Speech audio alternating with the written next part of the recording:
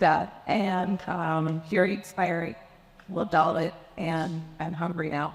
It's fantastic. I'm curious. I'm an interior designer. I've gone through also kind of many different phases of what that looks like in my life. And in those transitions, when you are kind of doubting yourself or having to find that resilience of like what your strengths are, I'm curious, as a woman in the industry that you're in, did you run into often people telling you you can't do the things you want to do? What were some of the hardest pushbacks from other humans in that journey, and how did you handle it? Definitely, yeah, that definitely happened, especially early on. I would say, for me, I literally had a chef tell me you'll never cut it as a pastry chef, or like, and worse. But that's definitely that is a thing. I think that it has. Those comments have been more subtle, more kind of established at that time. I don't know if any of you guys can relate to that.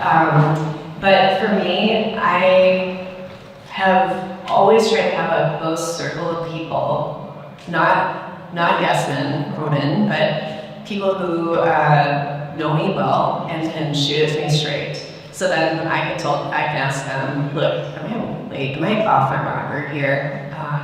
And I think that is really helpful, but we can always lean in that. Sometimes we have to just know and trust that we'll be able to do something. And I think kind of like making a mark, literally writing down why it is that you're doing what you're doing, why you think that you can do it, and not because you think you're the next best thing since whatever it is, sliced bread, is that undergrad? But anyway, I think that it can be because you have the eyes, you have the desire, you have the draw to something. Sometimes that is all it is that you need to qualify you to do it, and then you can rise to the challenge.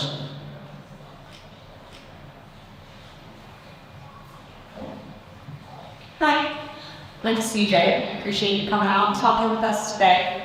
You spoke about finding purpose and connecting difficulties of purpose through a thread, right? And then using that to motivate you going forward.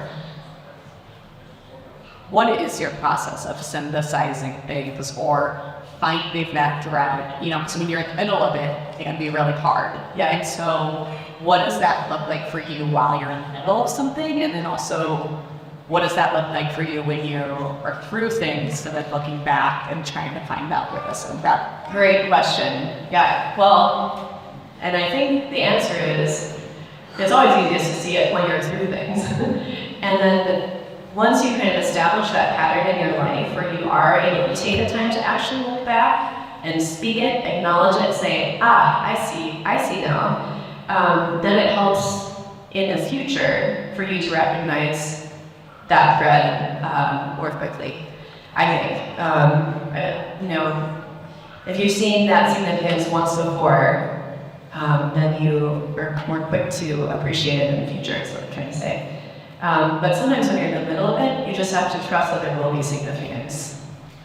And I honestly think that sometimes it does a disservice when we're just kind of in the thick of things to try to articulate too much how what we're going to do is important. We just don't know sometimes until we live a little bit. And if we were constantly doing that, we wouldn't get anything done. Hi there, my name is Brittany. So, when it was the beginning, we're kind of getting sort of the first time, or even now, thinking about new future projects, getting something started to make you comfortable, and now you're again branching off into something new. Do you ever deal with sort of self-sabotage, confidence gaps, barriers? If so, how do you process that? And what gives you the spark to start and to try? Yeah, definitely. And for me, I don't know if anyone else can relate to this, it can depend on the day. Like one day I'm on top of the world, that's all that he says, I am going for it. And then the next day, all I can see is risk and lack of capability and insecurity. And, so it really can vacillate quickly. But in those moments, I try to, there again, have people around me who can help jumpstart my engine again, and remind me, you do actually have the resources it takes to do this, and it's okay if you don't know everything.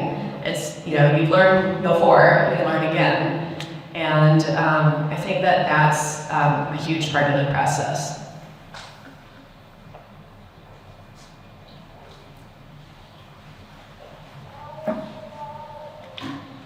Hi, I'm Erin. This is a little bit less conceptual, but can you talk a little bit about your process when it came to finding the space for your restaurant and what key items were you looking for in terms of real estate and interiors?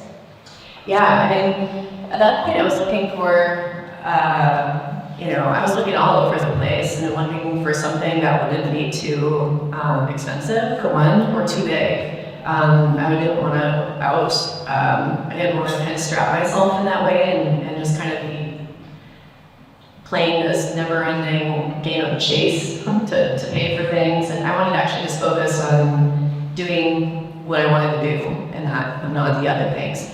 So that was a huge factor. I also wanted to be in the neighborhood, and I held a little bit loosely to my concept. I thought about my main values, but I held a little bit loosely to the details of the concept until I found the space that felt right, because you kind of have to interact with where you are. And different people in different neighborhoods interact differently with other spaces, and so I kind of left some undefined parts of my business until I found the space. And so if I were to do it over again, I would totally think of it that way. I wanted to keep it focused and not get into more than I could chew.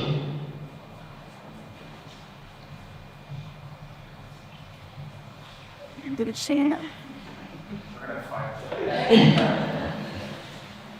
You found an alpha way to juggle all the different projects that you do, like videos and the art side of things, and marketing, and then the actual restaurant itself.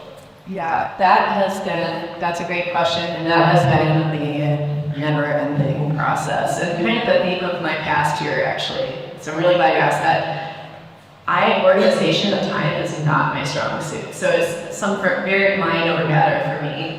But one thing for me, especially in my industry, and especially as a woman, in my industry, there's a lot of feeling need to work really hard, outwork everyone else. And so for me, the first step in being able to do that was to change the way that I think about what work is, and actually consider, and this might not be a thing for many of you, but for me, I only felt that things that I could quantify, jobs that I could quantify, that I was doing with my hands, that felt like work to me, and all the other stuff, I felt like I needed to just sort of fit in somehow. But now I actually plan time for planning, for meetings, or for writing an outline for a video, or doing artwork, and I actually remind myself, no, that's important, that's part of business, I actually have to do that. And so I'm trying to get better at actually putting that in my schedule. And the other thing I do is I have a running prep list, kind of, or to-do list, and I have it in different categories now. I have my daily stuff that involves hands-on kitchen work, for example. And then I have my list of things that I need to talk to people about, and then I put those into meeting agendas or notes for one-on-ones. And then I have my creative list, my things that I can take a little bit longer on and push them to shove if I need to, that I need to make sure that it gets done by the end of the week. So those are the essential. Thank you so much for talking. So there's so many different kinds of creative work underneath this roof. And I know, given your background, you have a lot of wisdom to share about hospitality. I mean, for most of us, we're doing creative work for other people. So I'm curious if you have any insights about hospitality that you've learned that we could all apply over the board. Great. Yeah, about hospitality in particular. Can you just rephrase that in one more way? We're all doing great work for other people, And I mean, we're working with people all the time, customer service. Yes. So we share customer service Yes. comment, even if it's a restaurant or graphic sign or video, Right. US or whatever. Yeah. So I'm curious what kind of lesson you learned when you treat people Yeah. with hospitality and how we can do that too. One thing that's been really big to me, I don't know if this is related to your question, but we talk about this on our staff, that the way that we interact with one another needs to be consistent with how we think about our guests. And so our work doesn't start out in the dining room. Our work and the ethos that we want people to feel in the dining room begins with how we interact with one another. So in a sense, the that process begins way back. Another thing is that we think that beautiful food begins in community, and then it is used to create community. So even where we source our food, that people who we buy our ingredients from, they're practicing. We have relationships with them. I just brought one farmer a bottle of wine. They don't drink, but the mom can't sleep, and she asked if I could get her some wine. And I said, yeah, so we have relationships, and so I think having a sense of continuity in what you're doing, and validating all parts of that, is the way that maybe hospitality applies different.